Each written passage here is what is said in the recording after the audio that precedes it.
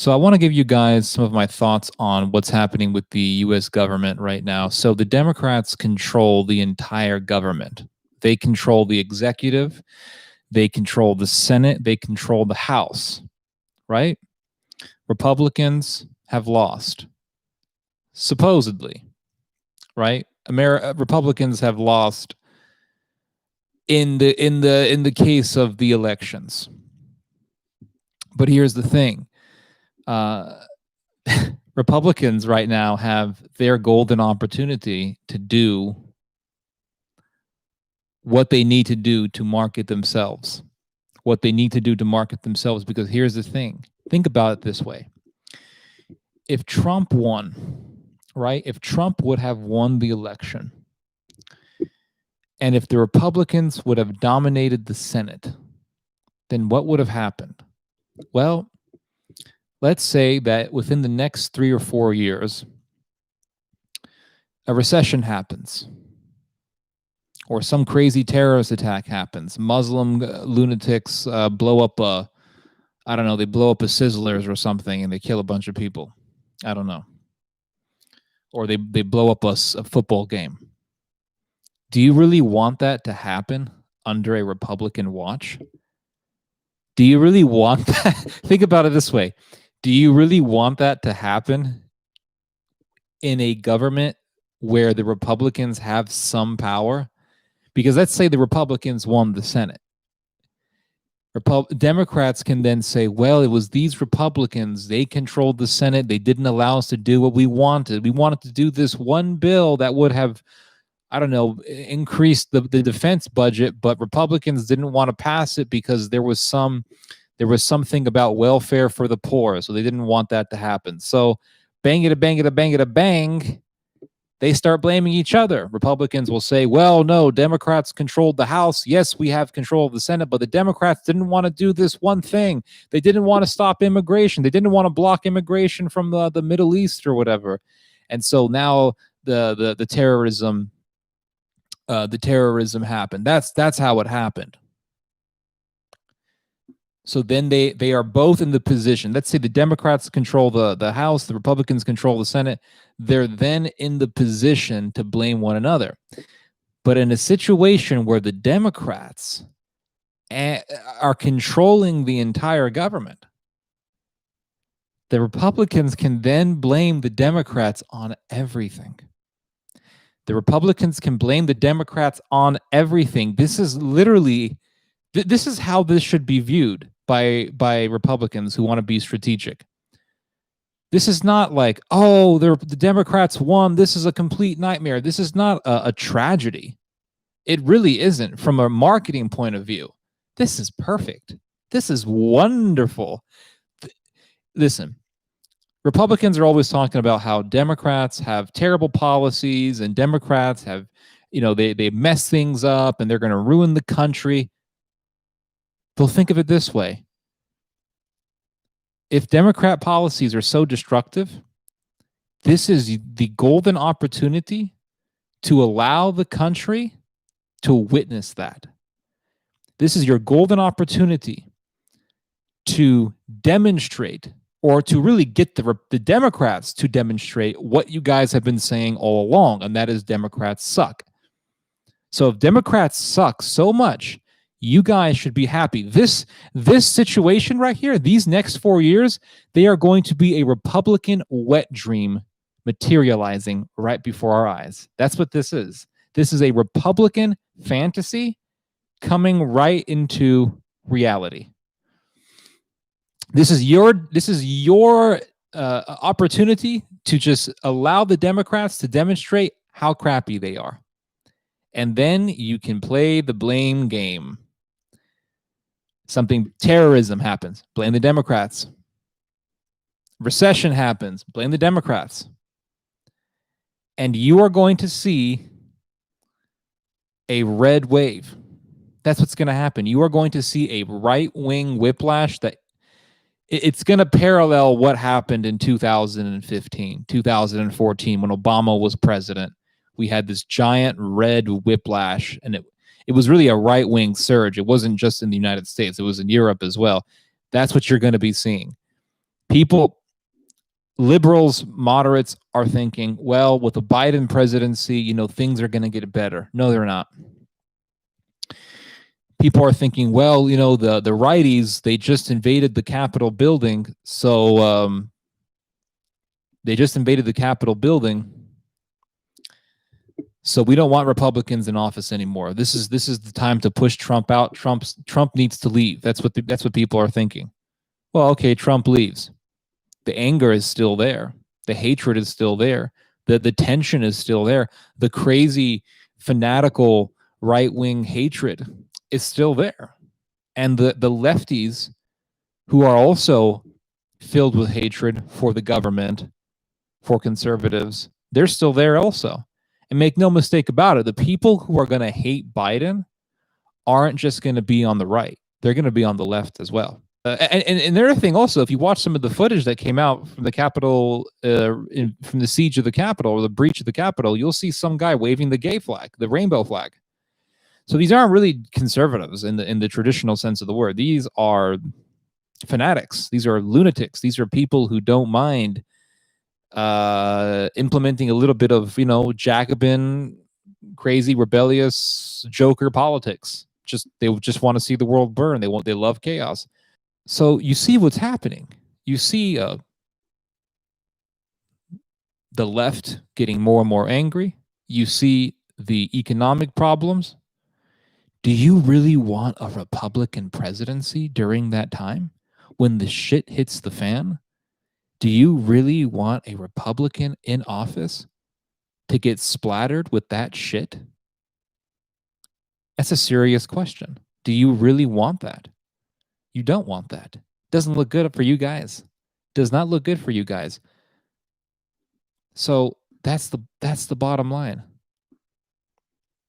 That is really the bottom line, guys. I think the Republicans want Trump out for that reason. They want all the stuff. They want all the shit to hit the fan when a Democrat is in office and when the Democrats control the government. They are Republicans right now.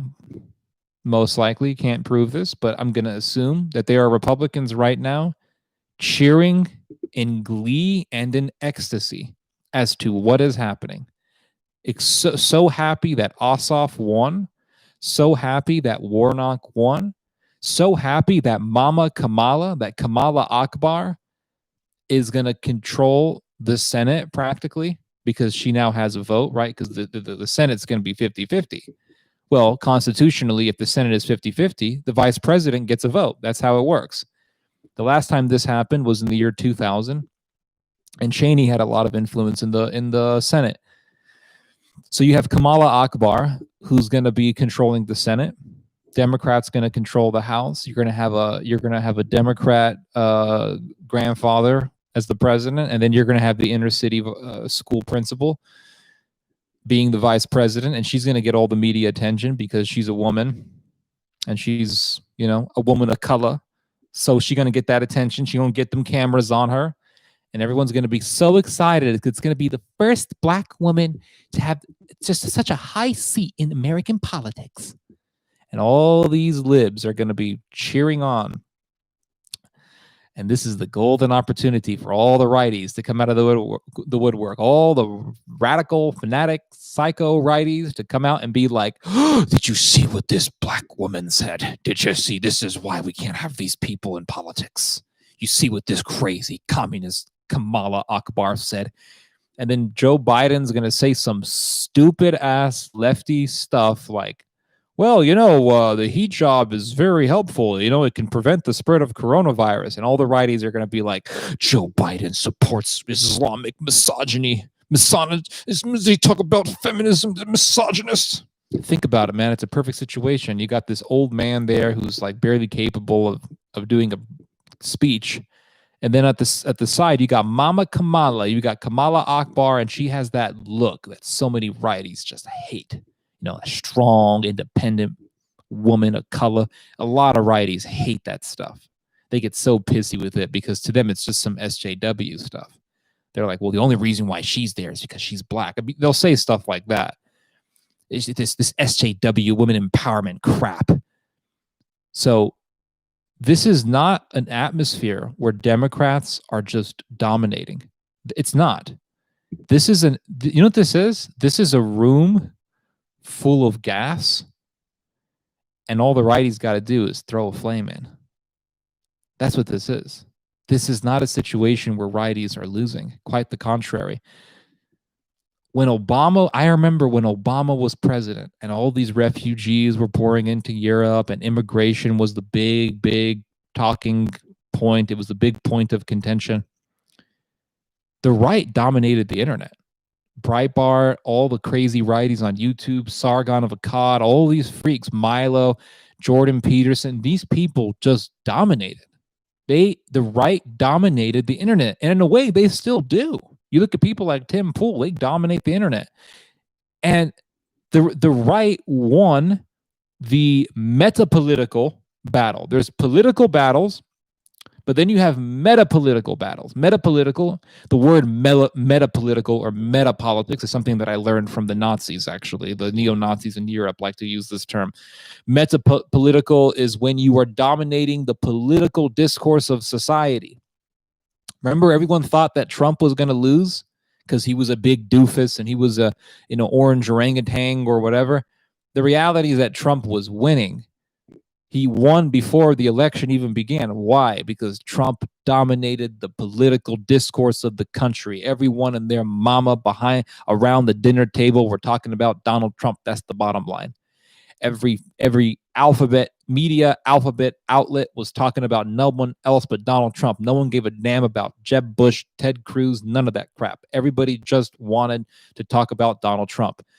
The media's ratings shot up to the roof under Donald Trump because that's exactly what they wanted. They wanted that guy in there. He's great for ratings. They loved Trump. If anything, the media loved Donald Trump and helped Donald Trump.